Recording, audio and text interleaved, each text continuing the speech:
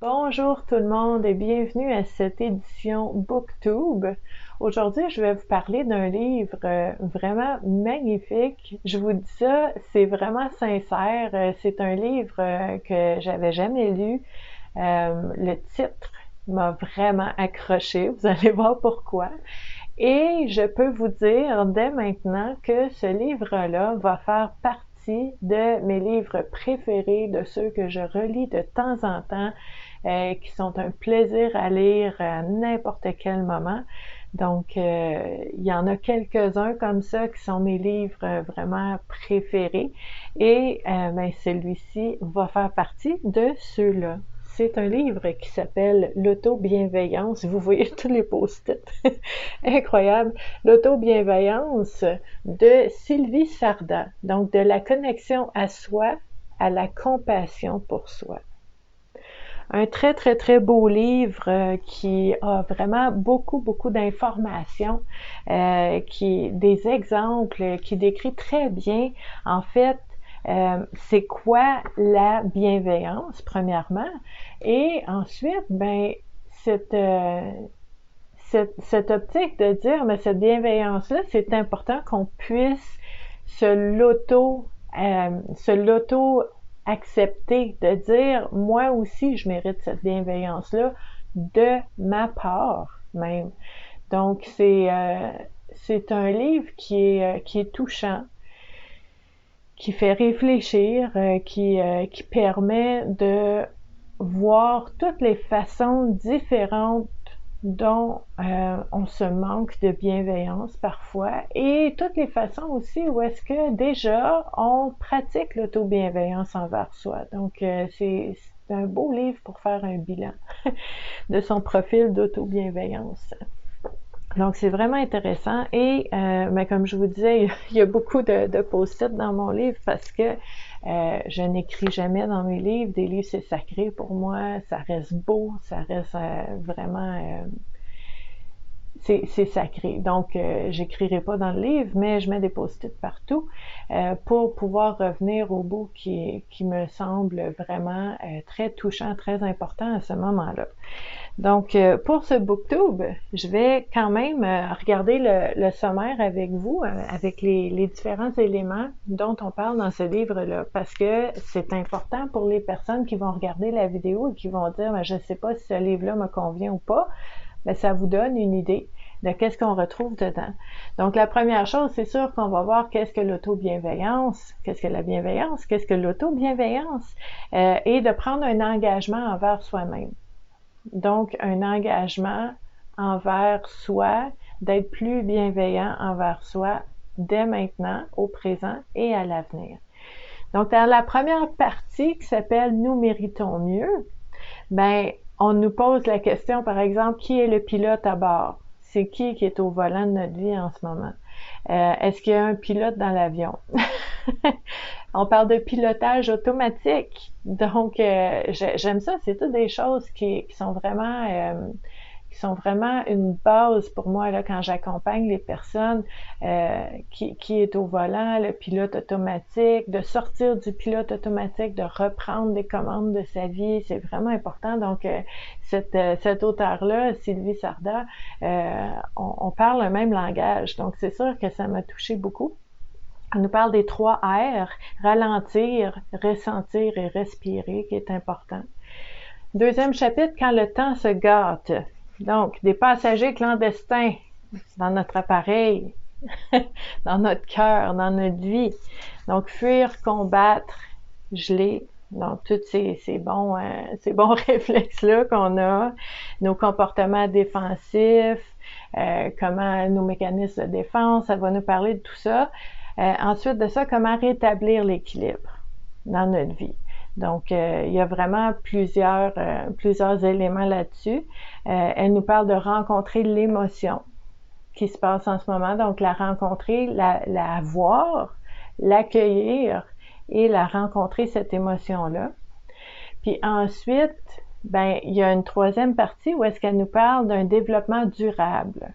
Donc, ça veut dire quand j'ai compris c'est quoi l'auto-bienveillance, quand j'ai commencé à pratiquer, je me suis exercée, je comprends un petit peu mieux comment ça fonctionne, c'est quoi les effets, pourquoi ça vaut l'effort, l'énergie à mettre là-dessus, ben comment je peux faire pour que ça dure dans le temps, pour créer une habitude, pour créer une routine. Donc ça, c'est vraiment intéressant aussi. Ensuite de ça, l'auteur nous parle de découvrir sa part de pouvoir transformateur. Donc,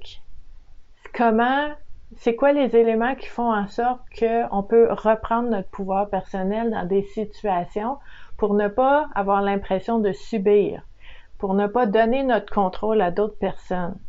Donc, c'est vraiment un chapitre très, très intéressant. Piloter grâce à ses valeurs, orienter son énergie vers ce qui en vaut la peine. Hein? Choisir où on met notre énergie, où est-ce qu'on met notre temps, où est-ce qu'on met notre amour, où est-ce que c'est réciproque. Ensuite de ça, à la rencontre de nous-mêmes. Donc, elle nous parle du corps, le corps qui est important, elle nous parle de cet équilibre-là qui est important aussi pour pouvoir justement s'accepter en toutes ses facettes pour vraiment arriver à une auto-bienveillance sincère. Sincère.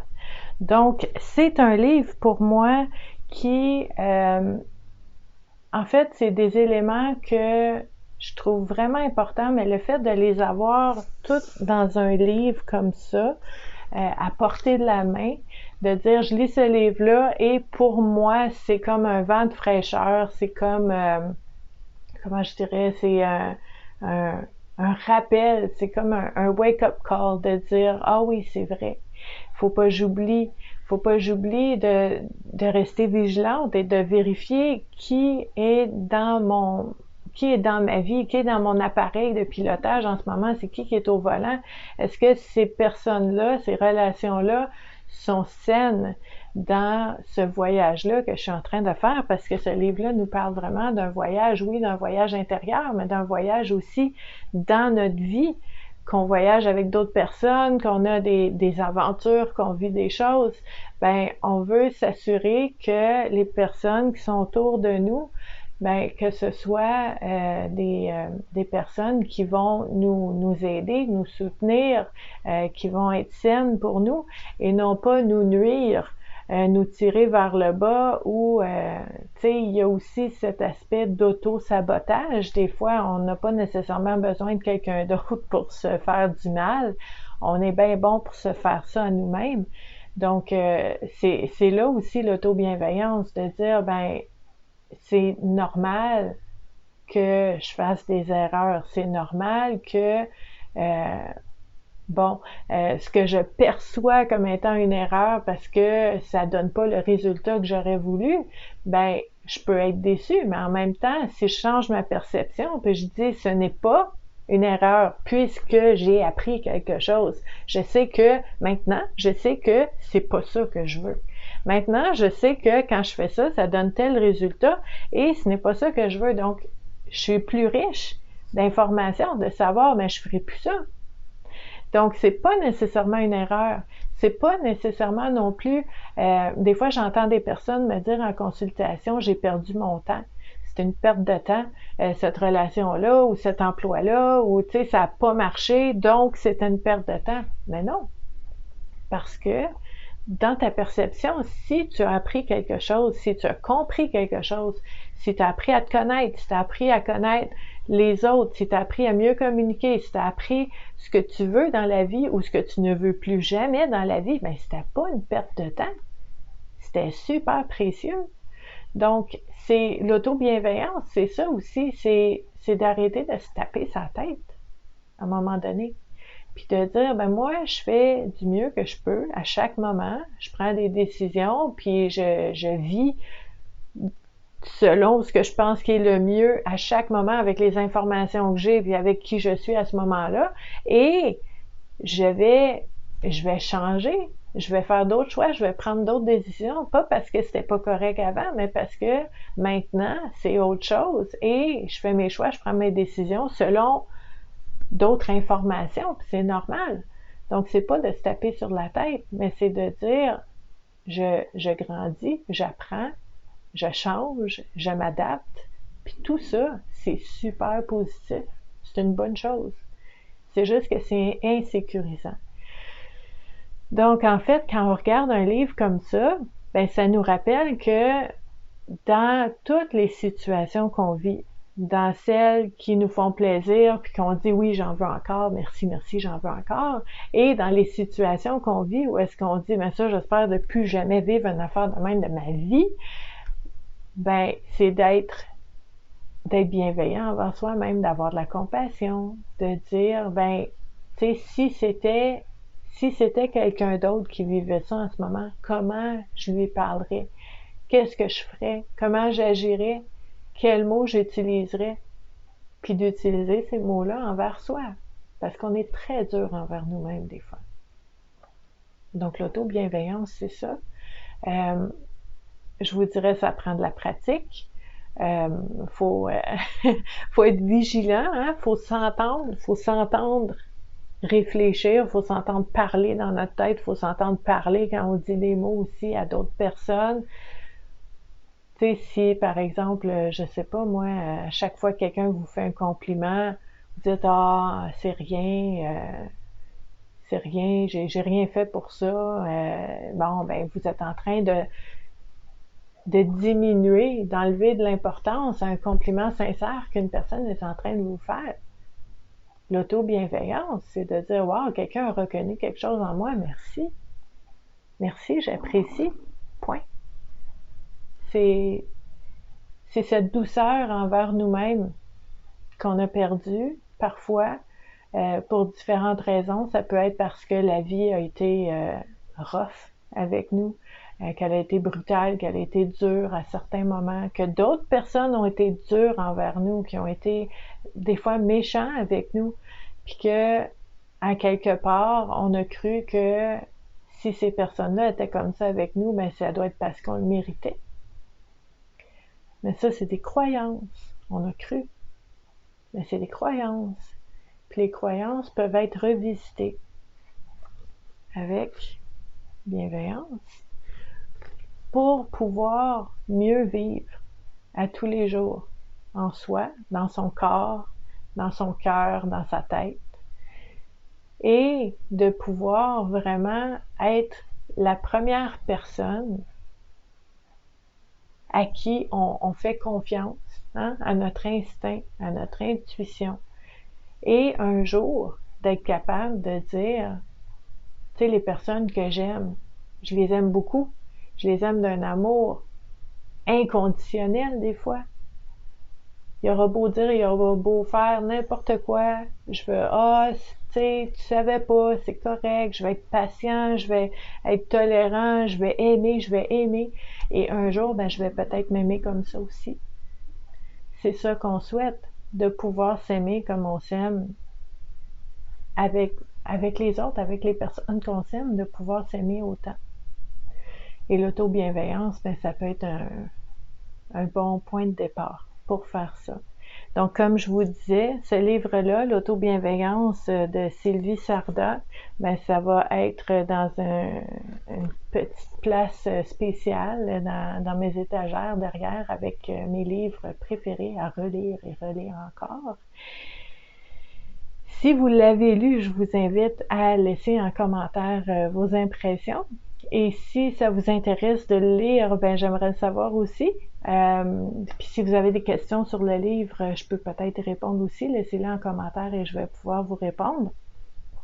Je vous remercie beaucoup d'avoir été là et d'être présent pour les Booktubes à toutes les 2 semaines ici sur la chaîne YouTube, et aussi d'être présent et d'être actif et d'être engagé et d'être impliqué envers votre propre développement personnel, mais aussi toute l'entraide qu'on a dans les différents réseaux sociaux, donc sur la page Facebook Vivre à coup de cœur, la communauté.